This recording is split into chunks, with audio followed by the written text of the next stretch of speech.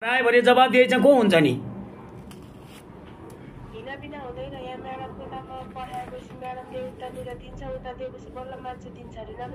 Madam भनेको Nepali madam कि को मैडम? कुवेतको मैडम हो। अनि यी मान्छेहरुको आफन्तजनले त पैसा दिन सकिदैन भन्छ त। सुनिल कुमार चौधरी भन्नेले निवेदन दिनुभएको छ, उहाँको बहिनी रहेछ।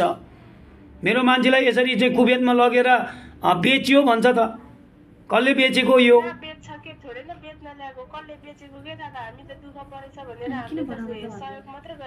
यसलाई त कानुनले त बेच्छ भन्छ त। त्यहाँको त इलिगल्ली हो, या हाम्रो नेपालको त इलिगल हो नि त। भिजिट विश्वमा घरको काममा मान्छे झिकाउन पाउँदैन नि त नानी। तपाईलाई कतिसम्म थाहा छ नेपालको कानुन? के अघि तपाईले कुन बहिनी दिदी भनेको रे भिसा पठाउने दिदी?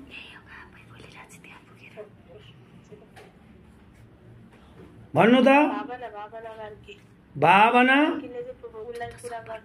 भावना कार्की कहाँको मान्छे हुने नि? झापाको। अनि यसको नम्बर छ तपाईसँग?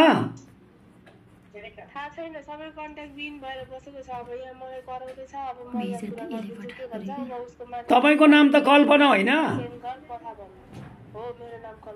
घर चाहिँ कहाँ नानीको? अर्धखाँची हो। अनि यो यसरी भिसा तपाईले पठाउनु नहुने नानी? मैले भिसा पठाएको होइन नि सर, उले कुरा गर्दै भनेर मैले कुरा मात्रै गरेको। उनीहरु कुरा गरेर अझ मैले बच्चाहरु धेरै छरिको क्यान्सल गरेको। भिसा पनि उनीहरुले खोइ कसरी गरेर एकैचोटी इन्डिया आएपछि फोन गरेको मलाई त्यो बहिनीले। मलाई केही पनि थाहा छैन। अनि इन्डियाबाट चाहिँ यसरी पठाउनु हुँदैन। तपाई अलिकति तपाईको बोली सुन्दा तपाई अलिकति सचेत नागरिक जस्तै लाग्यो मलाई। यसरी चाहिँ घरको काममा भिजिट भिसामा लग्यो भने मानव बेचबिखन ओसार पसार भन्ने कानुन हुन्छ। त्यो कानुन लगाइदियो भने तपाईहरुलाई के हुने हो? तपाईले कतिसम्म बुझ्नु भएको छ कुनै थाहा भएन मलाई त। एउटा मान्छेलाई कसैले पठाउनु इलिगल हुन्छ, राज्यले पठाउनु हुँदैन भन्ने ठाउँमा चाहिँ किन पठाउनु पर्ने, किन बोलाउनु पर्ने? ऋण त तपाईहरुले खाएको छैन होला त्यसको। हामीले केही पनि खाएको छैन सर। अनि कुरा गर्दै दुःख परेको छ भनेर कुरा गर्दैको। पहिलाचोटी त्यो भावनालाई कुरा गर्नु, भावना कार्कीलाई कन्ट्याक्टमा ल्याउनु, उलाई कुरा गर्नु, उले के गर्दैन। अब नम्बर दिनु नि त भावना कार्कीको। नलागे नि कुन नम्बर त्यो उसँग माग्नु न, मलाई सबैमा ब्लक। कोसँग माग्नु भन्नु त? त्यही बहिनीसँग, त्यही बहिनीसँग। तपाईलाई निरुता कुमारी चौधरी अघि म बोलेको निरुतासँग मलाई फोन दिइरा थियो।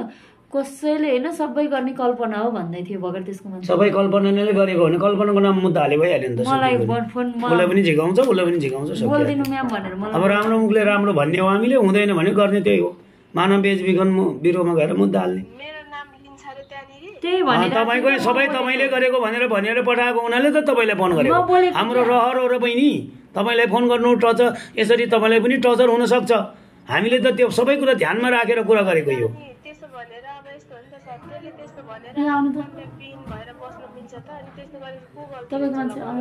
होइन यो मान्छे लानु भनेको नेपालको कानुनले नानी, अरू होइन। मैले कानुनी कुरा गर्दैछु। तपाईँ छोरी चेली त्यही पनि तामाङ नै हुँदो रहेछ तपाईँ। अब यो के हो? ल या कल्पनासँग के अरे उसँग निरुतासँग कुरा गर्नुहोस् तपाईँ। निरुता यहाँ कुरा गर्नुहोस् ल। कल्पनाले होइन भने छ त।